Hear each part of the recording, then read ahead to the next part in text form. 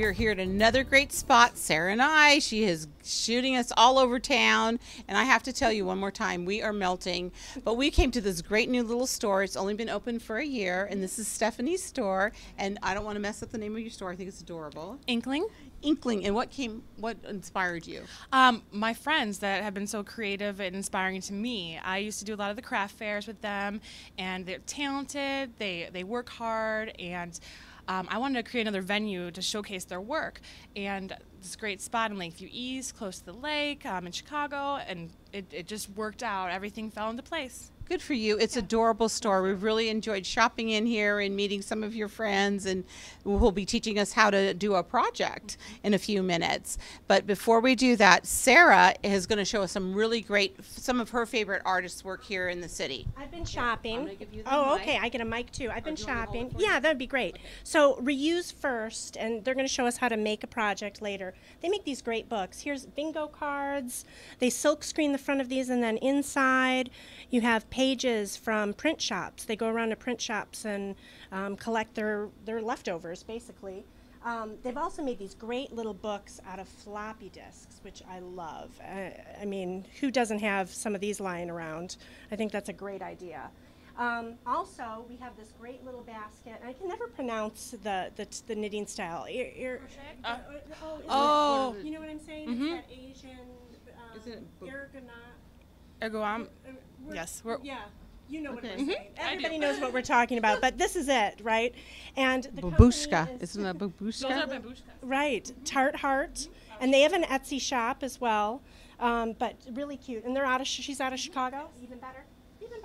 And then look, Stephanie carries vintage too, and we found some vintage crafts. This wonderful paint by numbers. I think I might have did that one. No, I'm just kidding. Thank you. You're welcome.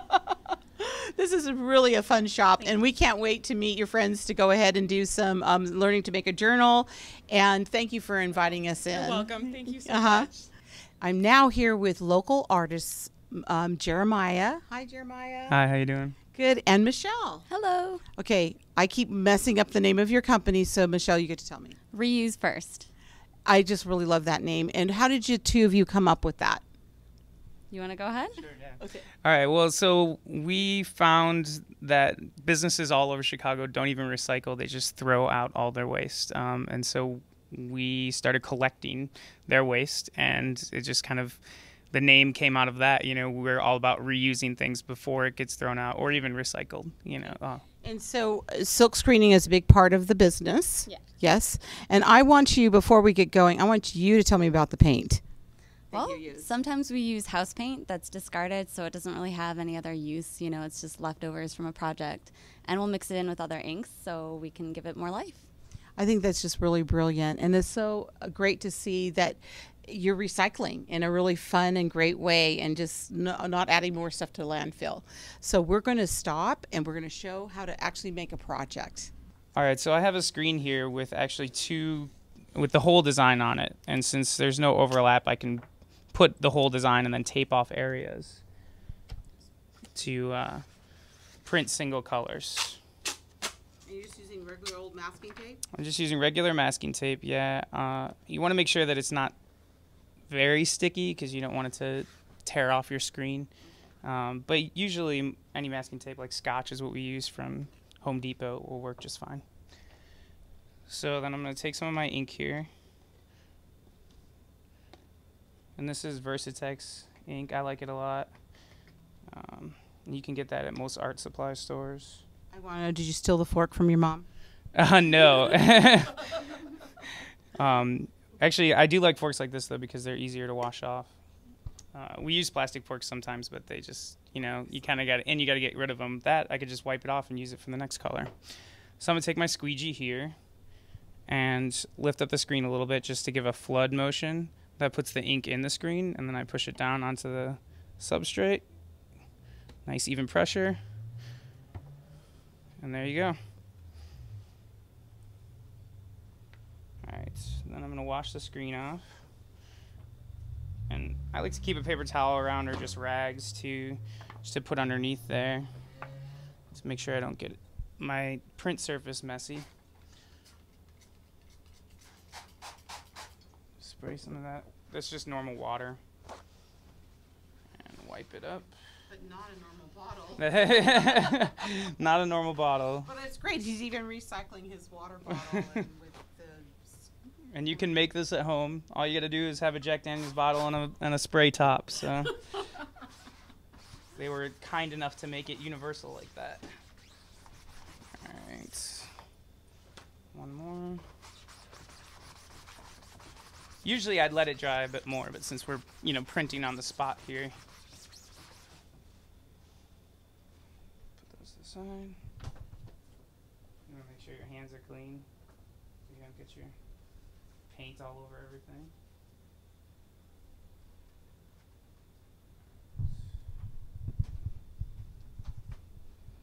And then I'm going to pull this tape off.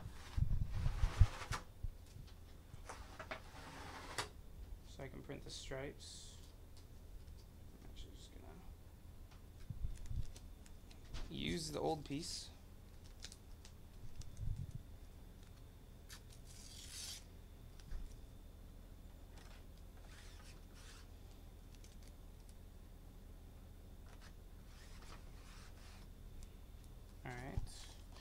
I have a custom mix ink here, and you can totally mix other silkscreen inks, like different companies together, things like that.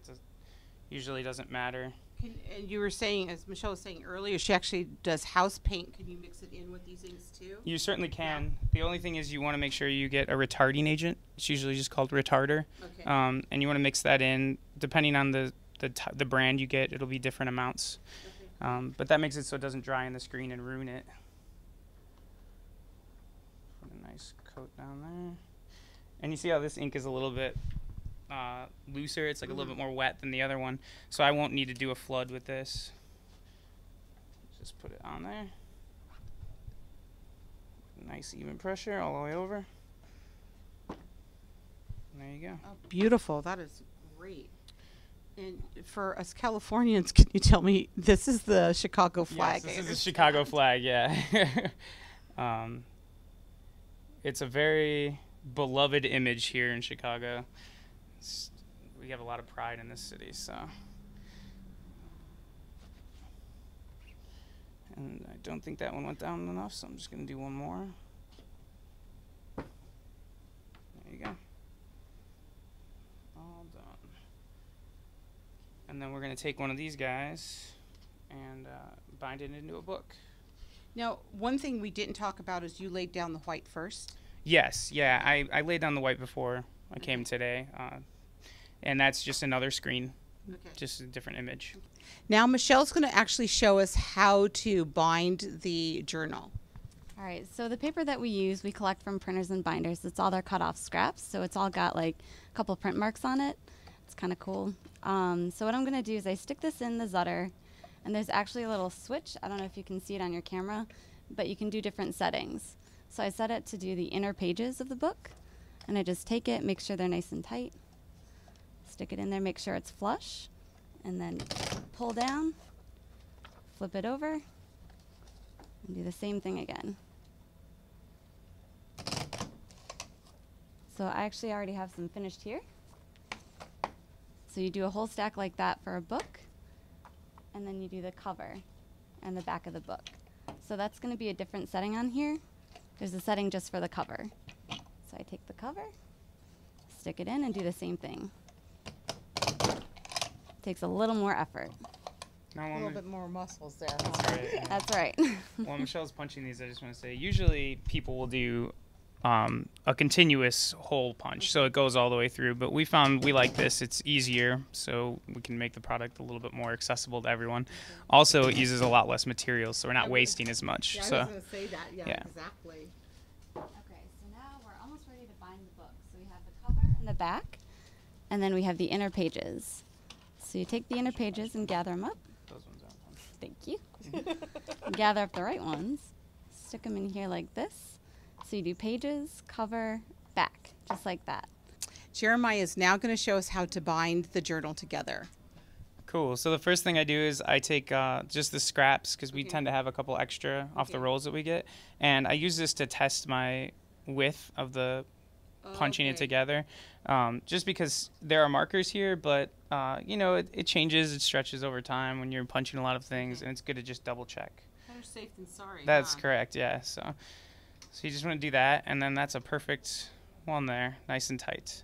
So now that I know that it's the right width, just grab the book, place it in there nice and evenly, press, check it, do the same to the other side, and then you just turn it around, flip the cover around, Wow, and there's that's your book. Great. So. Jeremiah, that's wonderful. And Michelle, thank you very much. I just love this project, and I hope you enjoy it too. We're going to post your website, and do you sell online as well? We have an Etsy shop. Yes. Okay, great. Tell us your Etsy shop. You can actually just go to our website, which will take you to our Etsy. It's reuse-first. Okay. So. Perfect, and we'll have it in print for you and a link for you. So thanks a lot, guys. Thanks.